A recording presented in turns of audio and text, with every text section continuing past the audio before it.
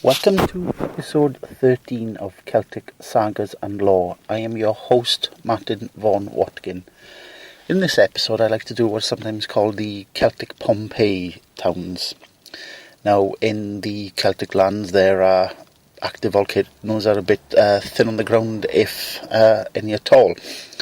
There are a few extinct volcanoes. You have the Rock at Edinburgh and you have Snowdon Mountain. But instead of volcanic ash, the Celtic Pompeii's, inverted commas, are sun-swept. Now, in the Gower Peninsula in South Wales, there is a castle called Pennard Castle, and it stands by the coast. Now, during the reign of Edward I, in case you're not familiar with him, he's the bad guy in the Braveheart movies, excuse me, and he occupied Wales, and the Welsh obviously weren't too chuffed about this, so would rebel. So the Norman kings built a ring of castles known as the Circle of Stone, and there's some great examples remaining: Kidwelly, Carnarvon Castle and so forth, which you can visit today. Now, Pennard Castle, at the time of this story, there was a very cruel Norman lord that was a very arrogant, narrow-minded man, and he would like to go out and terrorise the locals and hunt and fornicate.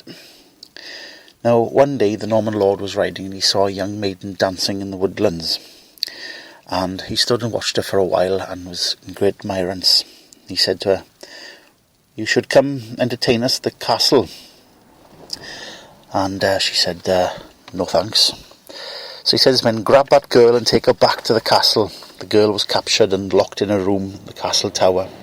She wept and wept and her heart was breaking, but no one in the castle understood her language, and no one bothered to listen, for she was warning the Normans that she was favoured by the Fae and they would come and release her. So she cursed the Norman lord in his castle. Now, the Fae loved all those who enjoyed music and dancing, and in the woods little eyes had seen the soldiers capturing the girl, and on the beach little ears had heard her sad weeping. That night the Normans came home starving after a good day's hunting. They called for food and drink, and he and his soldiers and servants were enjoying a banquet in the great hall, when suddenly a mighty wind rose up in the bay outside. The wind scooped up sand from the beach and hurled it to the castle. In the hall, one or two of the men noticed that the sand was blowing under the door and through the arrow slits in the walls. Soon the flagstones were covered in a thin carpet of sand. When the sand had risen to cover the soldiers' shoes, one or two began to feel uneasy. Soon the sand had reached their knees. A couple of soldiers struggled through the thick layer of sand and ran from their lives from the castle.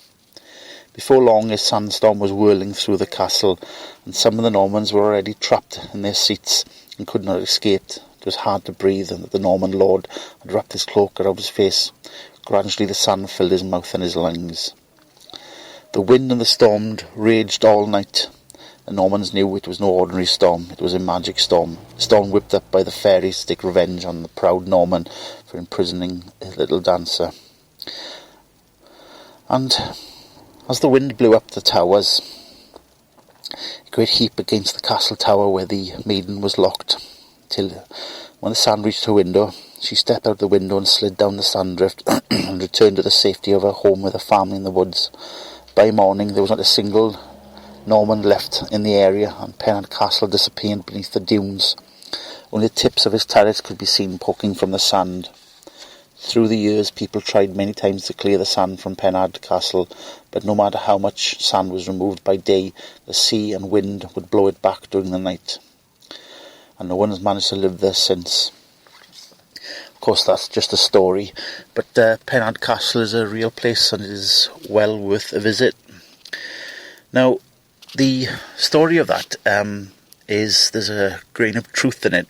A few hundred years later, after the story is said to be set, further eastward along the coast, there was a small village, smallish town called Kenfig, that were practically disappeared over the course of 2 nights in a sandstorm.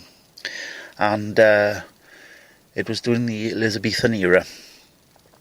The modern town of Kenwick is there and can be visited, and the Kenwick Archaeological Society has more information on the town that was buried under the dunes there. Now, in geological terms, during the last ice age, Wales and part of Scotland and England, come to that, were covered by great glaciers that cut through the mountainscapes, leaving the great deep valleys like the South Wales valleys. Obviously, all that material was pushed into the sea and was churned out and became the sand. And over the centuries and millennium has slowly been pushed back, and there are now areas where once were great ports are now dry land and dunescapes. So I hope you enjoyed that episode, and I hope to see you in episode 14.